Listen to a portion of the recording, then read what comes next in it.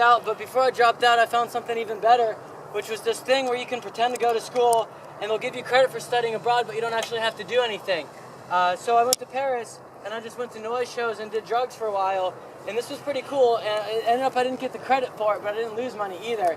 But I went through this weird internet program and I tried real hard to find where this place was that I went. It was just this house, but you'd know it if you. Has anyone ever been to Paris? Because there was this place, you'd know it if you saw it, and it was like, you went through this industrial area, there was a canal, and like all the houses were falling apart. It was like winding up this hill, it was impassable to cars. All the houses were collapsed and falling over, and all of the people also were all very old and collapsed and crusty. And you get to the top of the hill, and that was where I lived. And the cool thing about where I lived was that it was at the top of this hill in Paris, and there was like, should have been a spectacular view, but the whole way up the street was called the Rue d'Aussay. The whole way up the Rue d'Aussay, you couldn't see, there was this wall that was parallel to the street and you just couldn't see over it. Otherwise you would have had this like spectacular view of the skyline. But instead, all you saw was this wall, except for one house. That was the house I lived in. But I was on the 4th floor, all I saw was wall, but above me was the 5th floor, and there's this guy who lived there named Eric Zahn, and I wanted to visit him for 2 reasons. For one thing, he had that sweet view, and I wanted to get a picture, and I wanted to post it on the internet and be like, I live here, y'all. And for the other reason was that there was, he played the fiddle, and like, I'm violin geek of this, I love everything violin, I've heard it all, every fiddle style, and I love it, but I had no idea what the heck he was like. His rhythms, his harmonies, I'd never heard anything like it in my life. I could barely understand or write it down. It was brilliant, and so I wanted to visit him. So this one day I'm leaving, I'm going to a noise show, and I see this guy like come shuffling in, and he's holding his violin case like a lunchbox. I'm like, that's the guy. He was coming from some theater gig, and I start talking to my horrible friends. I'm like, Mr. Zahn, hey, let's go hang out and talk about violin. And he looks at me like I'm an idiot, and I'm like, oh, Eric Zahn, like it's a German name. So I say it in German. My German's even worse than my French. And so he looks at me like I'm an idiot and just nods, and like he's gonna go up. And I realized at that point, he just doesn't speak. He doesn't have the faculties of speech. He's, as they say, a mute. And so I start to gesture to him, and he realizes I'm not going to get rid of this guy. So he takes me upstairs, and we're hanging out. His room is totally empty, except he has like a futon, which is mattresses mostly on the floor, and like dust bunnies. And there's like a music stand, a chair, a little table. But there's this red curtain. There's this like thick velvet curtain. And this guy's got no money at all. I don't know why he's got this beautiful curtain, especially considering the only thing of value in the room was the view of Paris. He's got it covered up with this curtain. So, you know, I'm talking. I'm like, oh, yeah, let's talk about Debussy. Let's talk about fiddle music. And I go over to this curtain, and I pull one tassel to the side. I pull 2 tassels to the side. I'm just about to get a peek out of there, and he grabs me, and he kind of pulls me away, violently, actually. And this guy can barely walk, so I'm a little confused about this. So I'm like, whatever, and we're talking, telling him about this and that. He's trying to impress me. He's playing like Michael Jackson and Britney Spears on the violin. I'm like, okay, well, I don't want to hear that kind of stuff. And I take my violin back. I'm like, hey, how about like something like this stuff you play late at night, like that? And he grabs my violin in this violent way.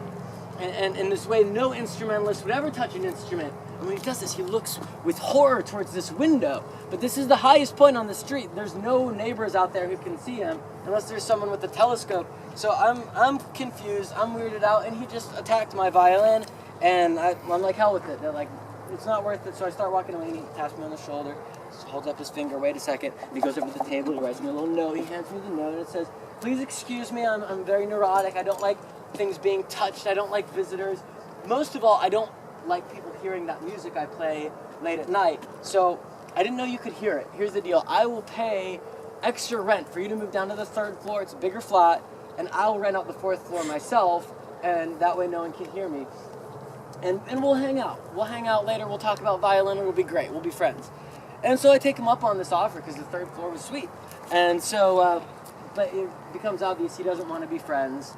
And so I kind of have to like weasel my way up. Like I go up pretty close to the 3rd, the 4th, the 5th floor. I listen to his music late at night, and it's cool. I'm still digging it. But this one night, he's playing his most ferociously, and all of a sudden I hear this thud, and I freeze, and I'm thinking he just had a stroke, or he just passed out. Something happened. Something's like what do I do? What do you do when someone has a stroke? And how do you call 911 in France? I don't know how to do these things. And all of a sudden I hear someone stir, and he sets the chair upright, and he comes to the door. He couldn't have known I was there. He just opens the door and he looks. And for once, he's happy to see me. He's happy to see anyone. He brings me in the room. He locks the door, and all the way he keeps glancing at this window. Like there's, and I'm looking, maybe there's feet under there, maybe someone's hiding. There's nothing. And he catches his breath. His eyes are bulging and his heart's racing and his face is covered in sweat. And he writes a little note and he hands it to me and it says, "Don't go anywhere. Stay here. I need to tell you everything. I can't go on like this anymore." And he goes over to the table and he writes just maniacally page after page, and he stacks up the pages, and I'm thinking, what is this? What's he trying to tell me? And all at once I hear this sound. Just this horrible sound, like some kind of subway going through an elevated train tunnel, and it's some kind of otherworldly sound. And I hear it, and he stares at the window, and I'm staring at the window too. Like, what is this sound? What does it mean? And at this, he grabs his violin and he faces this window, and he begins to play very ferociously, more than I have ever heard before.